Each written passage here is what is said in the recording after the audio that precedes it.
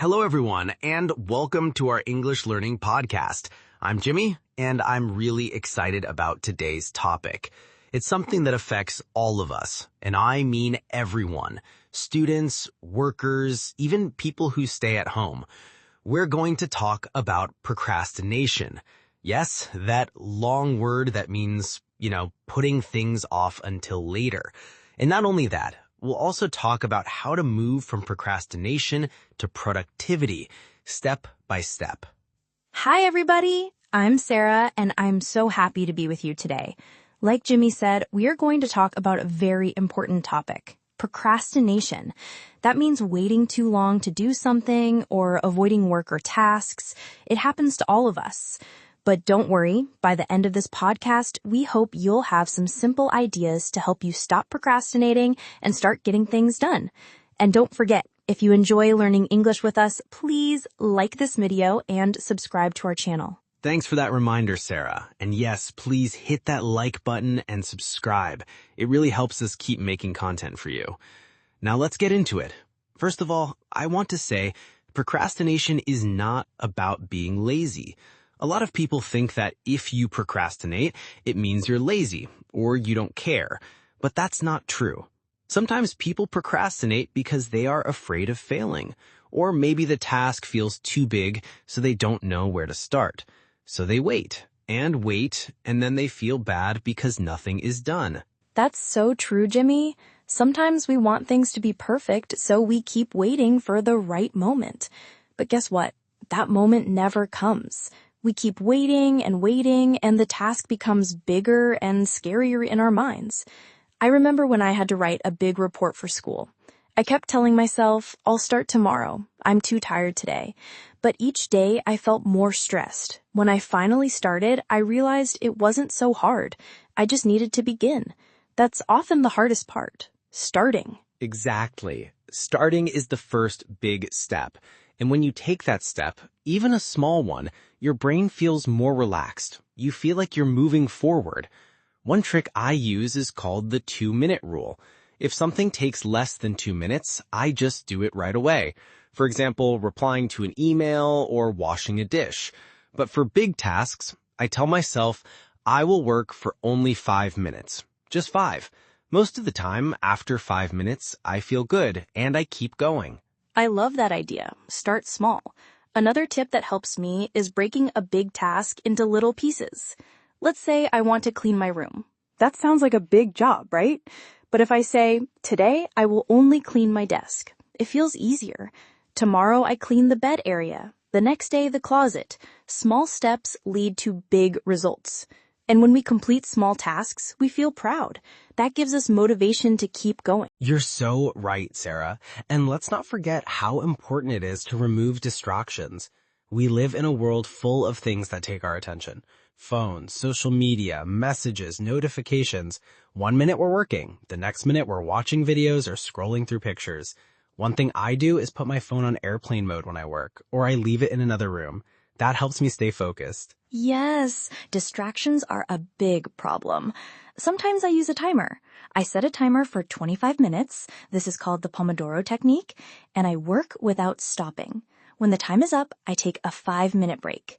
After 4 sessions, I take a longer break. This helps me stay focused and also rest my brain. It's a good balance between work and rest. Beginners can also use this to improve their English. 25 minutes of listening or reading, and then a short break. That's a great method. And here's another simple idea. Create a to-do list. I write down everything I need to do. Not just in my mind, I write it on paper or on my computer. It helps me see what's important and what can wait. Also, when I finish something and cross it off, it feels so good. That small action gives me motivation.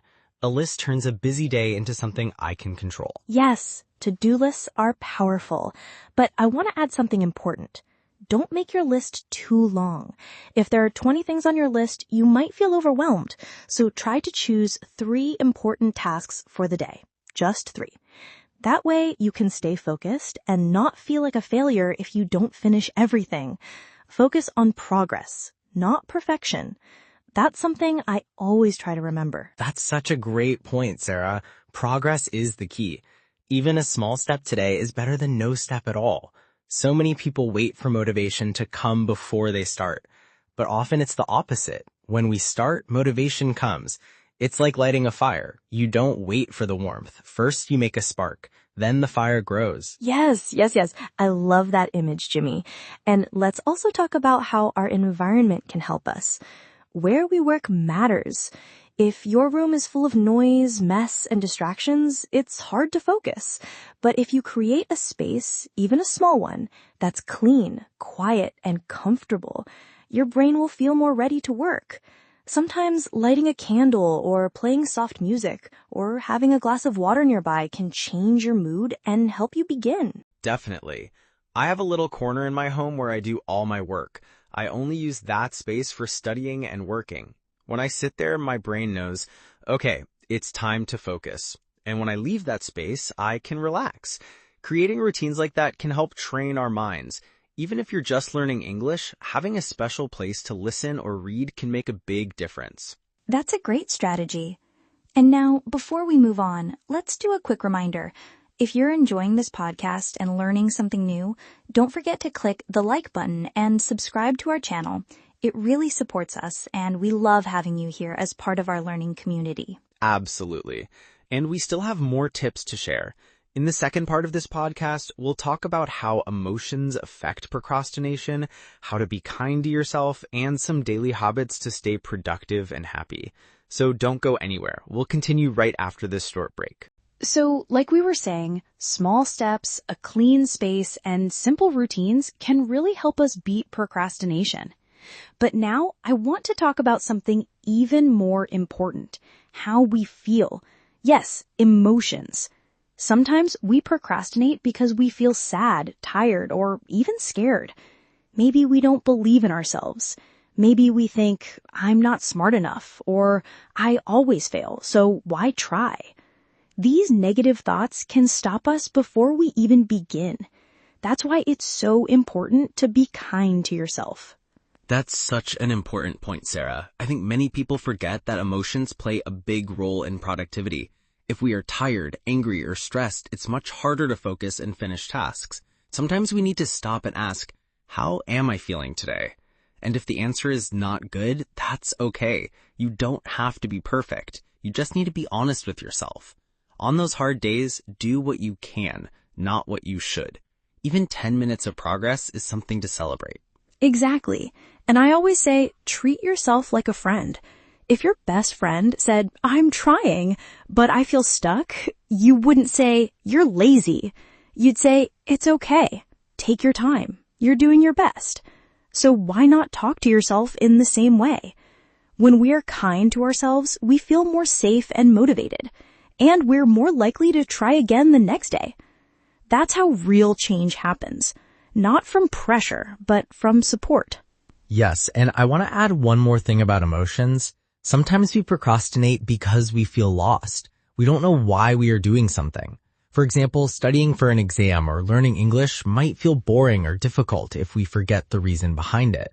But when you remember your goal, like traveling, getting a better job, or making new friends, the task becomes more meaningful. That motivation gives your brain a reason to keep going. I completely agree. That's why it helps to write down your why. Put it on a sticky note near your desk or say it out loud before you start. It gives you energy. For me, my why is helping people. When I remember that, I feel stronger. And I also create small rewards.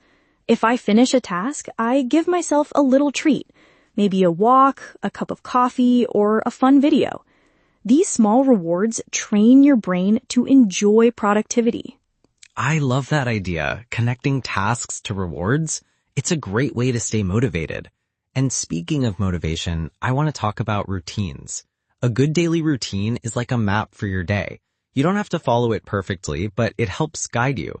For example, I start every morning with the same steps. Wake up, drink water, stretch, and write down 3 things I want to do. These small habits help my brain feel organized. When I skip them, I feel lost all day. That's really smart, Jimmy. I also have a morning routine. I try to avoid checking my phone right away. Instead, I take 5 deep breaths, drink tea, and write in my journal. It's very simple, but it makes me feel calm. Then I plan my day. I don't write too much, just a few goals. When I keep my routine, I feel like the day is mine. I don't feel like time is running away from me, and that helps me stay productive. And here's a little trick for our English learners. You can use your routine to learn English too. For example, when you brush your teeth, say one sentence in English. Or when you make your bed, listen to a short English podcast. You don't need hours of study, just a few minutes again and again. That's how habits are built, through repetition, not pressure. That's such a good reminder. Many learners think they need 2 or 3 hours every day, or they won't improve. But really, it's better to study a little every day than a lot once a week. And it's the same with productivity. If you do one small thing each day, over time, you'll see big results. So don't give up if things are slow. Trust the process. And let's not forget, it's okay to rest. Productivity is not about doing more and more. It's about doing what matters. If you're always tired, you can't think clearly. You can't enjoy life. So make time to rest, sleep, and do things you love. Watch a movie, call a friend, walk outside. A healthy mind is a productive mind. Rest is not a waste of time. It's a part of the plan. I couldn't agree more. I used to think resting was lazy. I felt guilty if I wasn't working. But now I understand that resting helps me do better work later. It's like charging your phone. If the battery is low, nothing works well. But if you recharge, everything is easier. So don't feel bad about resting. Just remember to come back and keep moving forward when you're ready. Before we finish, let's quickly review the key tips we shared today. First, understand that procrastination is normal. You're not lazy. You're human. Second, start small. Even 5 minutes is enough. Third, remove distractions and create a good space. Fourth, be kind to yourself and check your emotions. And finally, build simple routines and don't forget to rest. And don't forget your why. Write it down. Keep it close. That's what will push you forward when things feel hard. Also, reward yourself and be patient. Change takes time, but you are already doing great. Just by listening to this podcast, you're making progress. So keep going and be proud of yourself. Exactly. And thank you so much for spending time with us today. We hope this episode helped you feel more motivated and gave you tools to stop procrastinating and start being more productive in learning English and in your life. If you enjoyed this podcast, please give it a big like and subscribe to our channel. We post simple, real conversations every week to help you improve your English while learning about life. Thanks again, and remember, small steps every day will take you far. Take care, and we'll see you in the next episode. Bye for now, and keep learning.